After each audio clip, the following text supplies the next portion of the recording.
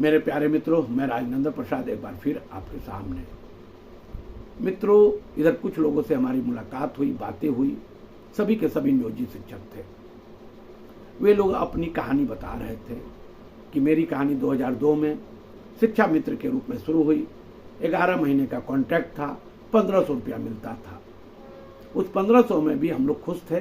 School जाते थे, बच्चों को पढ़ाते थे। धीरे धीरे ये सिलसिला आगे बढ़ा और एक साथ 2006 से हम लोग पंचायत शिक्षक बन गए। कुछ प्रखंड शिक्षक भी बन गए और कुछ पंचायत शिक्षक बन गए। वेतन हम लोग का 4000 हो गया और जो ट्रेंड थे उनका 5000 हो गया। हम लोग स्कूल जाते थे, अपने मोहल्ले, अपने गांव, अपने टोले के बच्चों को हम लोग पढ़ाते थे। घर से निकलते थे, प्रणाम सर, प्रणाम सर, प्रणाम सर होता रहता था। और स्कूल पहुंचते पहुंचते सैकड़ों लोगों से हम लोग दुआ सलाम कर लेते थे। बच्चे जो आते थे उनके माता पिता को भी हम जानते थे, उनकी सारी पृष्ठभूमि को हम जानते थे और बच्चों को हम लोग मन लगा के पढ़ाते थे। बहुत अच्छा लगता है। आज भी हम उन्हीं बच्चों के साथ हैं। कई बच्चों की शादी हो गई, कई के बच्चे भी हो गए और कई के बच्चे अब स्कूल भी आने लगे।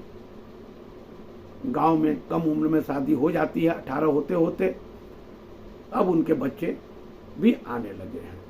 मित्रों, कहने का मेरा मतलब यह है कि आप गांव की मिट्टी से जुड़े हुए हैं, परिवार की मिट्टी से जुड़े हुए हैं, अपने परिवार के साथ रह रहे हैं और सब कुछ आप अपनी आंखों से अपने गांव, मोहल्ले, टोले की गतिविधियों को भी देख रहे हैं।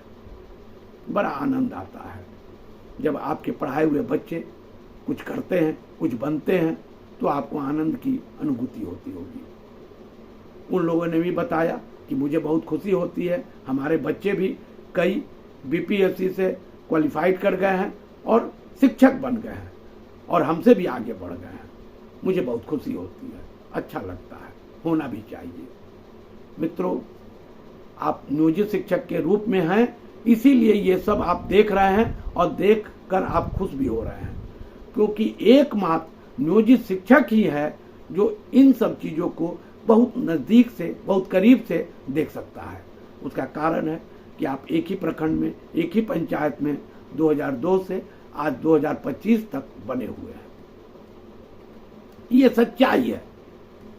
मैं बहुत ही आदरपूर्ण आप लोग को कहना चाहता हूं, अगर आप विशिष्ट शिक्षक बनते हैं, देखिए बनना आपका अधिकार है, कोई रोक नहीं सकता। आपको आगे बढ़ना है, आप आगे बढ़ेंगे।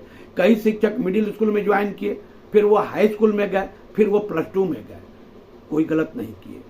आगे बढ़ना प्रकृति का नियम है, बढ़ना चाहिए। लेकिन जब आप विशिष्ट शिक्षक बनते हैं तो फिर आपको ये जरूर देखना चाहिए कि आप कहाँ जा रहे हैं, किस परिस्थिति में जा रहे हैं, आपके वेतन की स्थिति क्या है और क्या आप उन परिस्थितियों के साथ रहेंगे जो अब तक आपने 20-22 साल, 23 साल साथ रहा है।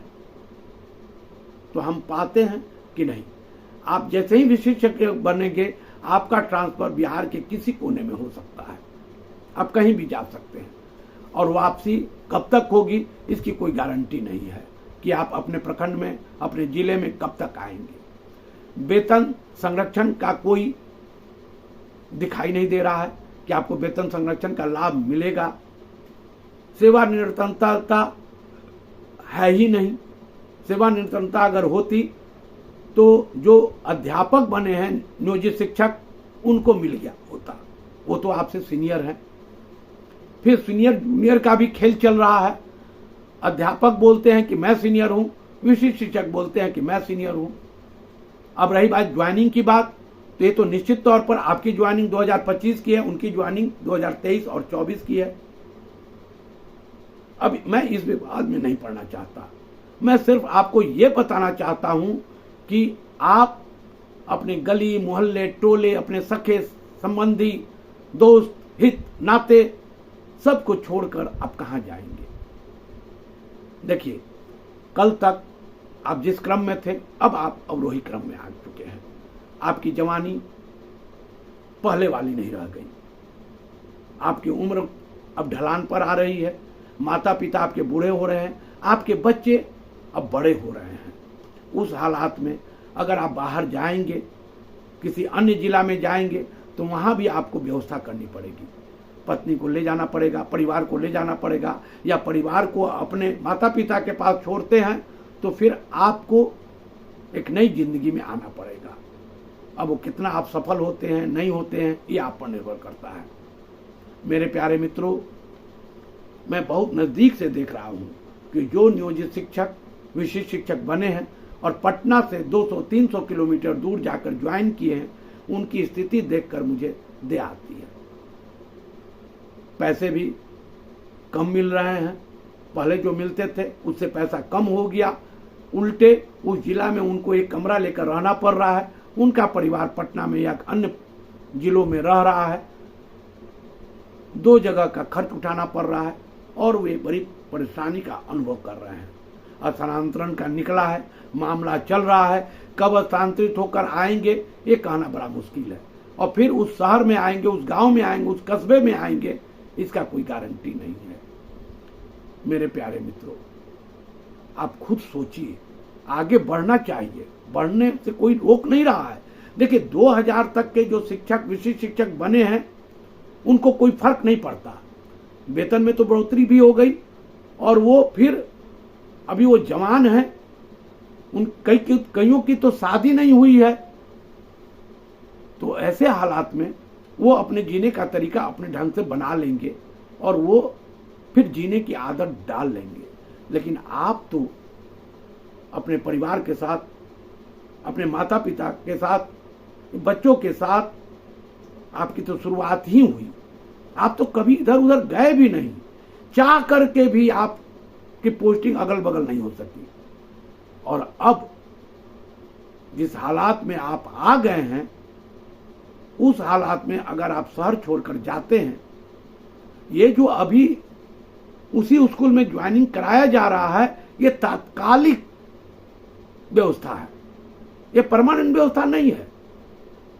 ये हो सकता है कि महीना, 2 महीना, 6 महीना या चुनाव के बाद आपका ट्रांसफर पोस्टिंग का खेल शुरू हो और उसमें आप कहीं बाहर चले जाएं। इन सब चीजों को देखते हुए, और कोई बहुत फायदा भी मेरे नजर में नहीं आ रहा है।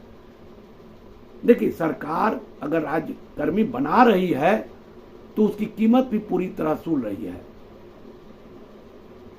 सरकार को आने वाले समय में करोड़ों करोड़ रुपया का फायदा होगा, क्योंकि आपको जो वेतन कम देना पड़ेगा उतना वेतन तो सरकार के खजाने में जाएगा, इसमें तो दो राय नहीं है। क्योंकि वेतन संरक्षण का लाभ तो आपको मिल नहीं पा रहा है, अभी तक तो नहीं मिला है, और आगे क्या मिलेगा नहीं मिलेगा ये तो भगवान जाने।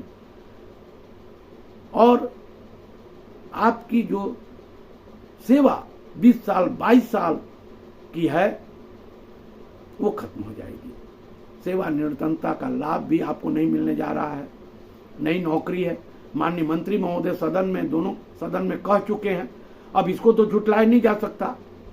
यही कारण है कि सक्षमता 3 में बहुत कम लोगों ने फॉर्म भरा, लेकिन 3 के बाद 4, 4 के बाद 5 आएगा। आपका मन कभी भी डोल सकता है, क्योंकि वे लोग समझा भी रहे होंगे, क्योंकि आपके स्कूल में विशिष्ट शिक्षकों की संख्या बढ़ी है। वो भी चाहते हैं कि आप उनके संगत में आ जाएं, उनके समकक्ष हो जाएं, क्योंकि वो अपनी गिनती बढ़ाना चाहते हैं, स्वाभाविक है। और वो कमजोर पड़ भी रहे हैं। दूसरों के दुख से अपना दुख घटता है। जब तक आपको वो दुखी नहीं करेंगे तब तक उनका दुख घटेगा नहीं। ये मानव की प्रवृत्ति है। इसलिए विशिष्ट शिक्षक भी चाहते हैं कि आप उनके समूह में शामिल हो जाएं। देखिए, समूह में आप शामिल हो ना हो ये आपका विशेषाधिकार है, आप हो ना हो, लेकिन होने के पहले एक बार तो सोचिए कि कल आपका भविष्य कैसा रहेगा। खुद सोचिए, खुद निर्णय लीजिए। निर्णय लेने के बाद आपको लगता है कि उस समूह में जाना अच्छा है, तब कौन रोक रहा है? निर्णय लीजिए, चले जाइए। लेकिन जो आपके बचपन के दोस्त, वो पढ़ाए हुए बच्चे जो आपके सामने कभी लंगटे घुमा करते थे, आपने देखा होगा, आज वो बड़े हो गए हैं, उनके बच्चे हो गए हैं, और सब जब आकर एक साथ प्रणाम सर करते होंगे तो जो आनंद का अनुभव होता होगा उसका वर्णन नहीं किया जा सकता। प्यारे मित्रों, खुद सोचिए, विशिष्ट बनना फायदेमंद है नहीं है? मैं बार बार एक ही बात को कई बार बोल रहा हूं। उसके पीछे मेरा तर्क यही है कि आप अपनी गलियों को, अपने कस्बों को, अपने नाते रिश्तेदार मित्रों को, पुराने दोस्तों को छोड़कर मत जाइए, बने रहिए।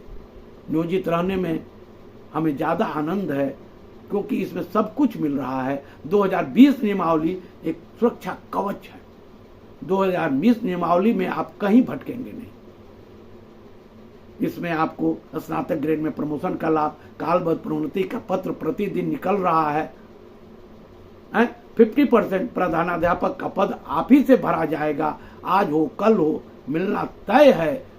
बने रहिए सर, बने रहिए। मेरी बातों को थोड़ा सा सुनिए, अगर अच्छा लगे तो निश्चित तौर पर इस पर डटे रहिए, वैसे आपकी मर्जी।